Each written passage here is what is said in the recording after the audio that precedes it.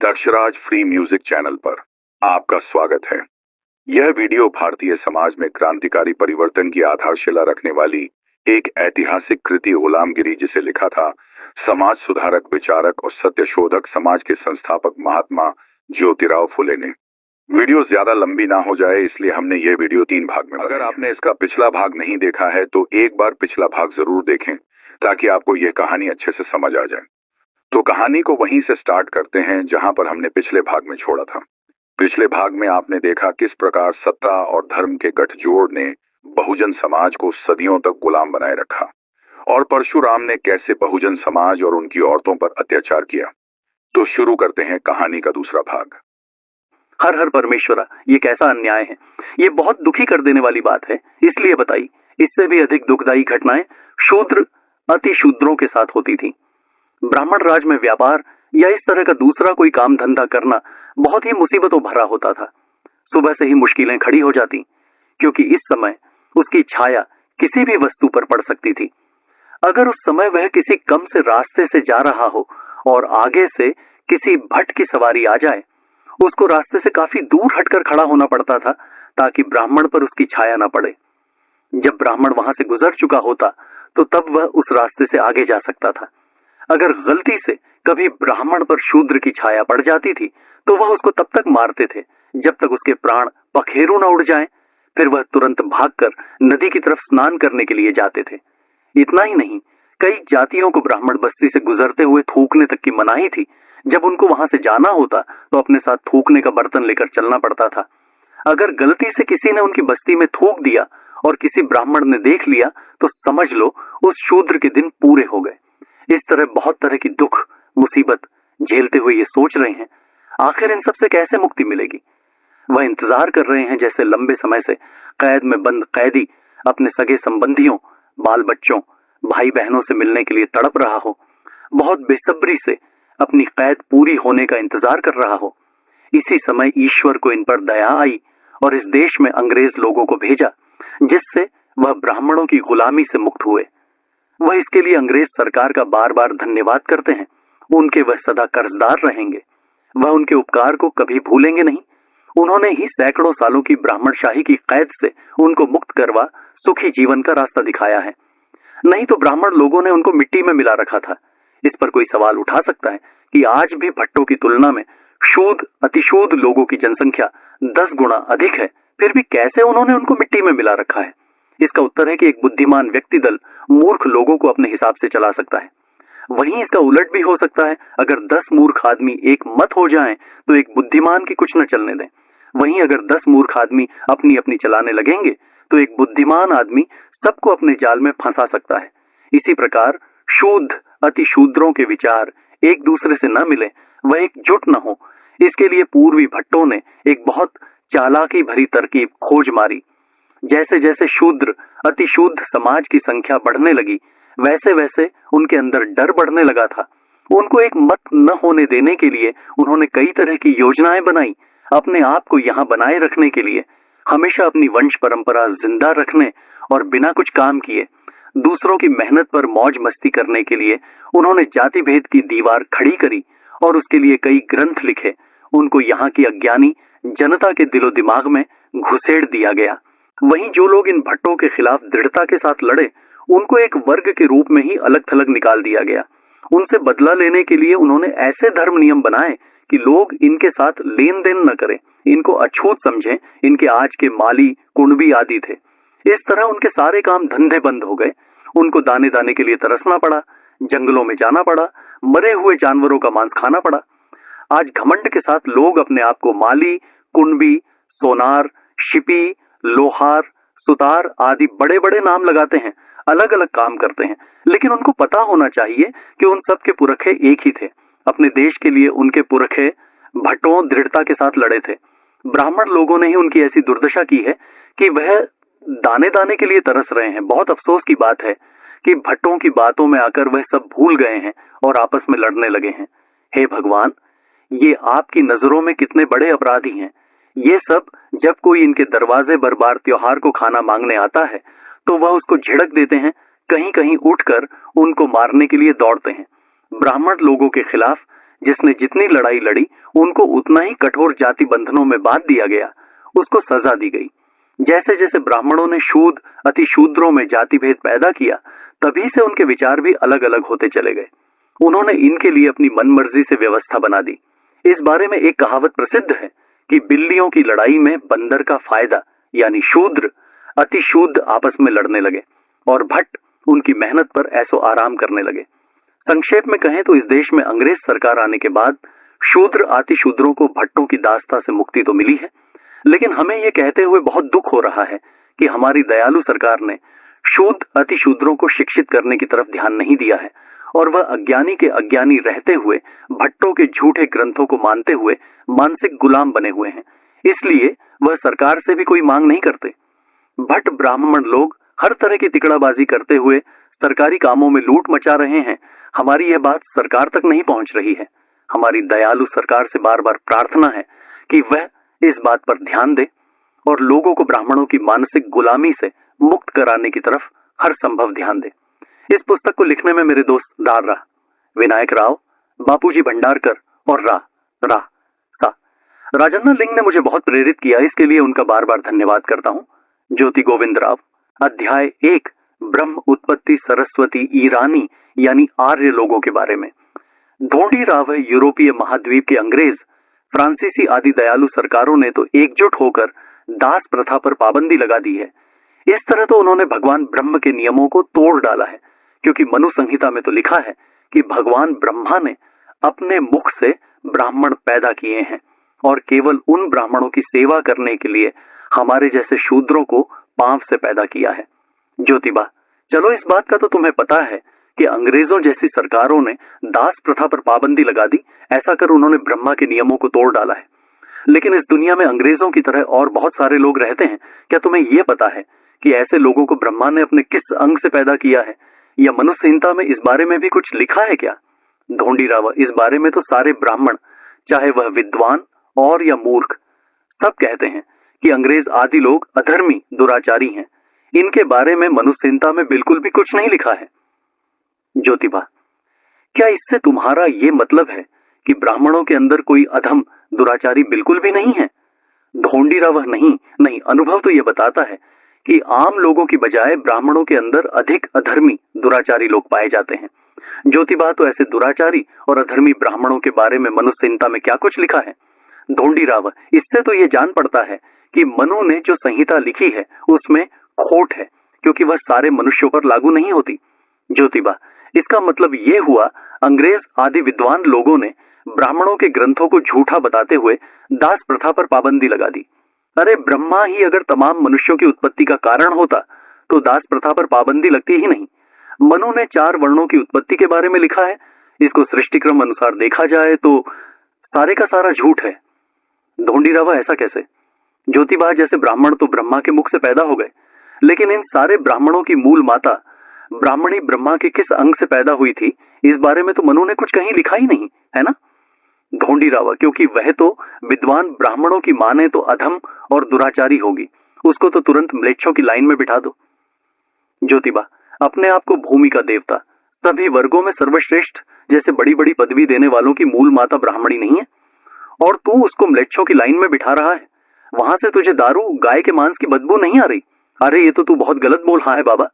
ढोंडी राव, आपने ही कितनी बार अपने भाषणों में कहा है कि ब्राह्मणों के पुरखे आर्षि श्राद्धों के नाम से गाय को मारकर उसके मांस से तरह तरह के व्यंजन बनाकर खाते थे, और अब कहते हो कि उनकी मूल माता को बदबू आएगी। ऐसा कहे हो सकता? बस तू अंग्रेजी राज को कुछ समय तक और चलने दे, और फिर देखना किस तरह से ये मांगलिक ब्राह्मण रेसिडेंट, गवर्नर आदि अधिकारियों की मेहरबानी पाने के लिए उनकी टेबल पर बचे पड़े मांस के टुकड़ों को उनके रसोइये तक को नहीं उठाने देंगे। क्या तुझे नहीं पता कि अब तो कई महार रसोइये अंदर ही अंदर इसके लिए ब्राह्मणों को कोसने भी लगे हैं? मनु ने ही ब्राह्मणी माता की उत्पत्ति के बारे में कुछ लिखा नहीं है, तो ये गलती उसी की है। इसका दोष मेरे माथे मत मरना गलत है। चलो आगे बढ़ो। ज्योतिबा, चलो जैसे आपकी मर्जी, ऐसा ही हो। अच्छा ये बताओ, ब्राह्मणों को जन्म देने वाले ब्रह्मा का मुख भी क्या हर महीने 3-4 दिन के लिए आने वाली महावारी से तो अपवित्र हो जाता होगा? या फिर लिंगायत ब्राह्मणियों की तरह वह भी उन दिनों 3-4 दिन के लिए राख लगाकर अपना कामकाज करने लग जाता था? इस बारे में भी मनु ने कुछ लिखा है क्या? ढोंडी राव, नहीं, ब्राह्मणों की उत्पत्ति का मूल कारण तो ब्रह्मा ही है, लेकिन यहाँ पर लिंगायतों के बारे में दिया उपदेश जच नहीं रहा, क्योंकि लिंगायत ब्राह्मण इस दौरान महिला को अछूत नहीं मानते, इसलिए तो आज ब्राह्मण उनसे नफरत करते हैं।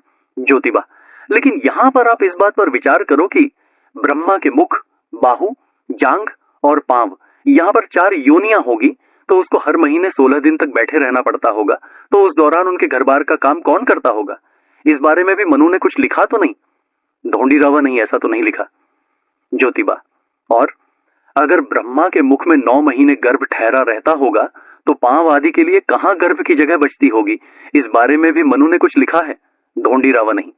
ज्योतिबा, और जन्म लेने के बाद ब्राह्मणों के बच्चों को मां के स्तनों का दूध भी चाहिए होता होगा, दूध पीकर तो ही वो मोटे तगड़े बनेंगे, इस बारे में भी मनु ने कहीं लिखा है क्या? ढोंडीरावा नहीं। ज्योतिबा, और सुन, सावित्री ब्रह्मा की घरवाली थी। अगर ब्रह्मा मुंह से बच्चे पैदा कर रहा था, तो उसने अपने बच्चों को 9 महीने तक गर्भ में रखने, पालने पोसने का झंझट अपने सिर क्यों ले लिया? है ना बड़े आश्चर्य की बात। ढोंडीरावा, ऐसा तो उसके 3 सिर और थे, या वह इस झंझट में नहीं पड़ते थे, या वह भी ब्राह्मण पैदा करते थे, तो उस रंडवे को महिला को इस झमेले में घसीटने की क्यों जरूरत पड़ी? ज्योतिबा, जिसको तू रंडवा समझता है, उसी ने अपनी लड़की सरस्वती का बलात्कार किया था, इसलिए उसका नाम बेटी चोद पड़ा था। इन्हीं कुकर्मों के चलते ही उसका कोई आदर सत्कार यानी पूजा पाठ नहीं करता। ढोंडीरावा, अगर ब्रह्मा के पूरे 4 मुंह थे, तो इसका मतलब यह हुआ कि उसके 8 स्तन, 4 नाभियां, 4 योनियां, 4 मलद्वार होने चाहिए, लेकिन इस बारे में लिखित में कहीं कोई सबूत नहीं मिलता। लेकिन यह समझ नहीं आ रहा कि शेषनाग की सेज पर सोने वालों को लक्ष्मी जैसी पत्नी होने पर भी उसने अपनी नाभि से 4 मुंह वाले बच्चे को कैसे पैदा किया होगा? इससे लगता है कि शेषनाग की मां की दशा भी ब्रह्मा की तरह हुई होगी। ज्योतिबा, दरअसल बात यह है कि ब्राह्मण लोग समुद्र पार ईरान देश से आए हैं, ये वहीं के मूल निवासी हैं। पूर्व से ईरानी या कहें आर्य लोग आए थे। इस बारे में कितने ही अंग्रेजी लेखकों ने उन्हीं के ग्रंथों को आधार बनाकर इसको सिद्ध किया है।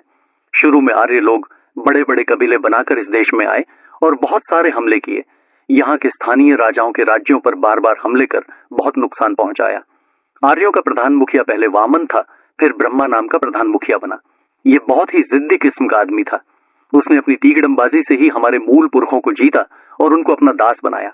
उसने अपने लोगों और जीते हुए लोगों के बीच हमेशा भेद बनाए रखने के लिए कई तरह के नीति नियम बनाए।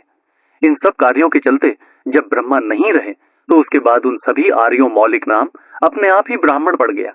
इसके बाद मनु जैसे अधिकारी हुए, उनके द्वारा बनाए गए नीति नियमों को कभी कोड बदल न दे, इस डर से उसने ब्रह्मा के बारे में अनेक तरह के काल्पनिक बातों को बनाई और कहा कि सब ईश्वर द्वारा किया गया है।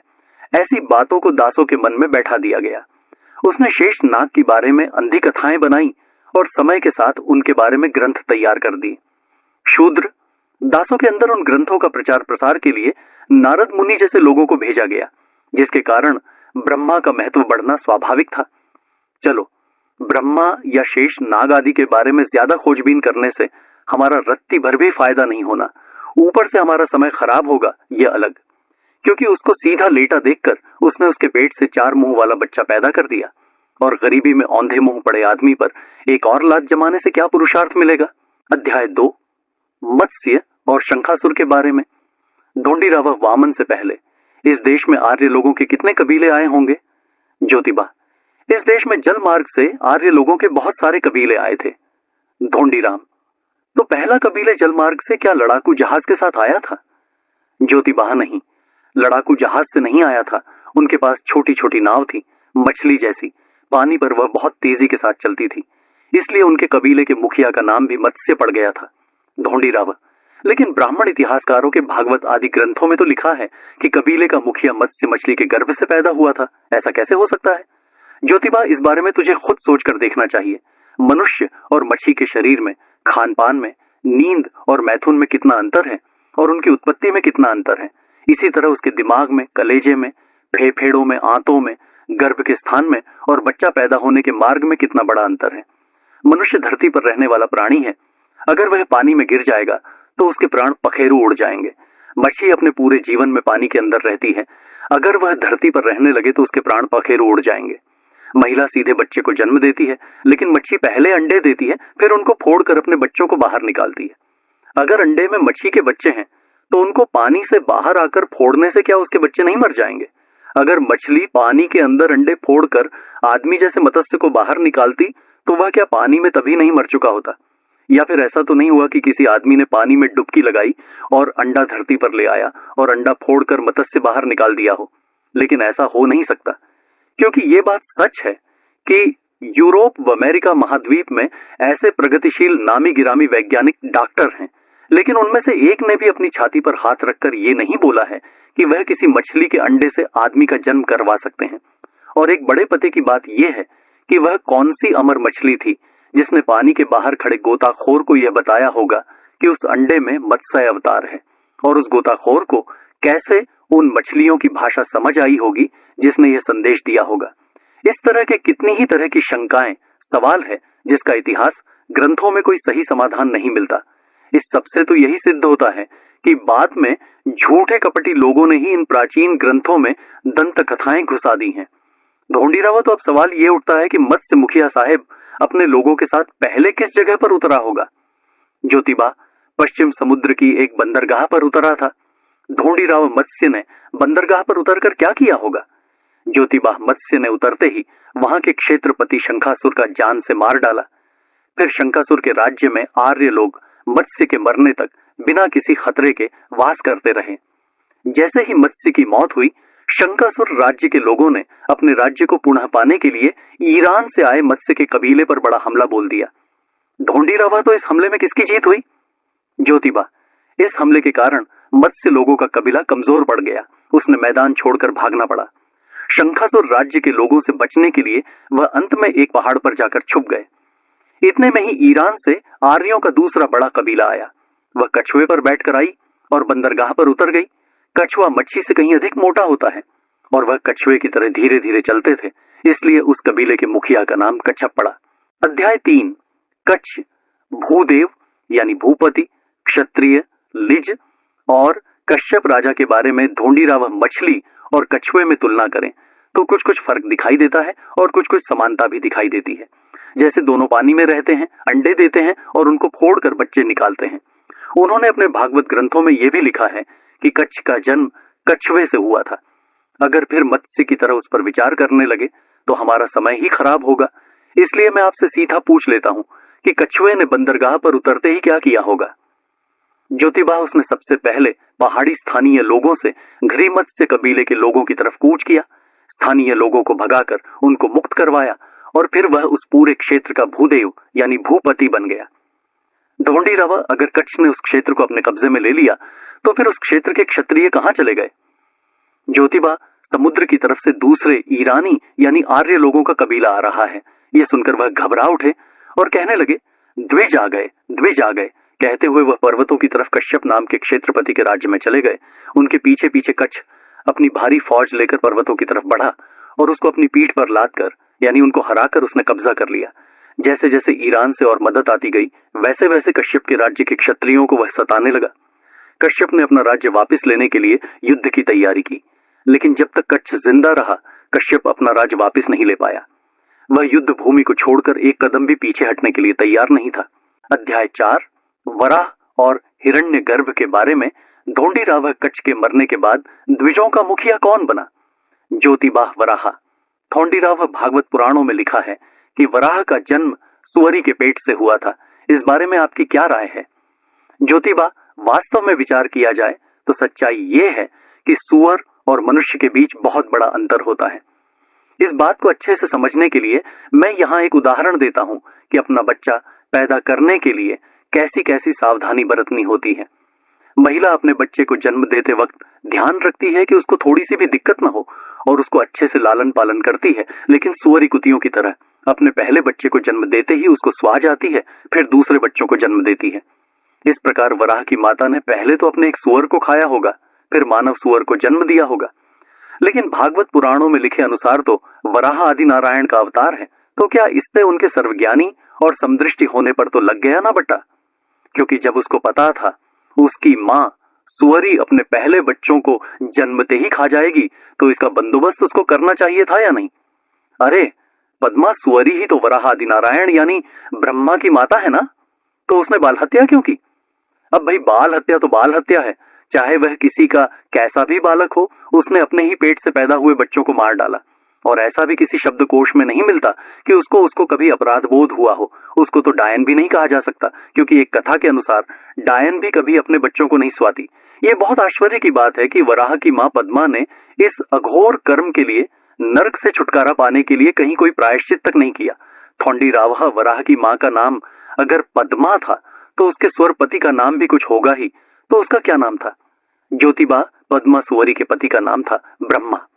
ढोंडीरावा, अच्छा ये बताओ, पहले जानवर भी आदमियों की तरह अपने आप को ब्रह्मा, नारद या मनु जैसे नाम रखते थे? इस बात का इन मपोड़ ग्रंथियों को कैसे समझ में आया होगा?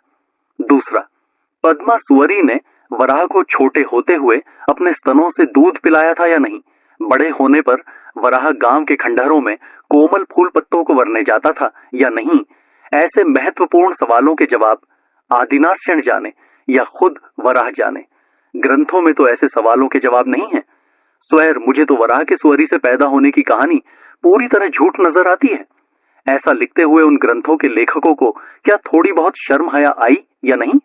ज्योतिबा, वाह जी वाह, उन्हीं ग्रंथों के कारण तो तुम उनके पांव धो धोकर पीते हो, इसमें तुम्हें नहीं कुछ शर्म आती? ढोंडीरावा, अच्छा तो आपके मतानुसार उसका नाम वराह कैसे पड़ा होगा? ज्योतिबा, क्योंकि भाई उसका स्वभाव और आचरण बहुत गंदा था। जहां भी जाता वह जंगली सुअर की तरह झपटे मारकर हमला करता, सब कुछ तहस नहस कर देता। इसलिए महाप्रतापी हिरण्याक्ष यानी हिरण्यकश्यप ने या उस देश के अन्य क्षत्रियों ने उनको धिक्कारते हुए उसका नाम सुअर यानी वराह रख दिया होगा। इससे वह और अधिक आग बबूला हो गया और अपने पैने दांत लिए बार बार उनके देश पर हमला करने लगा और सारे क्षेत्रवासी लोगों को परेशान करने लगा। अंत में एक लड़ाई में उसने हिरण्यकश्यप को मार डाला। इसके बाद उनसे सारी पृथ्वी, हिंदुस्तान के क्षेत्रपति भयभीत हो गए, उनका राज कमजोर हो गया। अंत में उस समय वराह की मर गया। अध्याय 5, नरसिंह, हिरण्यकश्यप, प्रहलाद, विप्र, विरोचन आदि के बारे में। ढोंडीरावा, वराह मरने के बाद द्विज लोगों का मुखिया कौन बना? ज्योतिबा, नृसिंह। ढोंडीरावा, नृसिंह का स्वभाव कैसा था? ज्योतिबा, नृसिंह बहुत ही लोभी, बनावटी, फितूरी, कपटी, घातक और निर्दयी और क्रूर स्वभाव का आदमी था। वहीं वह शारीरिक रूप से सुहड़ और बहुत बलवान था। ढोंडीरावा, उसने क्या क्या किया? ज्योतिबा, पहले उसको यह समझ में आ गया कि हिरण्याकश्यप को मारे बिना वह उसको राज्य पर कब्जा नहीं कर सकता। अगले भाग के लिए जुड़े रहिए और हाँ, दक्षराज फ्री म्यूजिक चैनल को जरूर सब्सक्राइब करें, क्योंकि यहीं मिलेगा आपको भारत के सबसे क्रांतिकारी विचारों का सजीव वीडियो। अच्छी लगी है तो वीडियो को लाइक कर दें और अपने दोस्तों को शेयर कीजिए। फिर मिलेंगे अगले भाग में।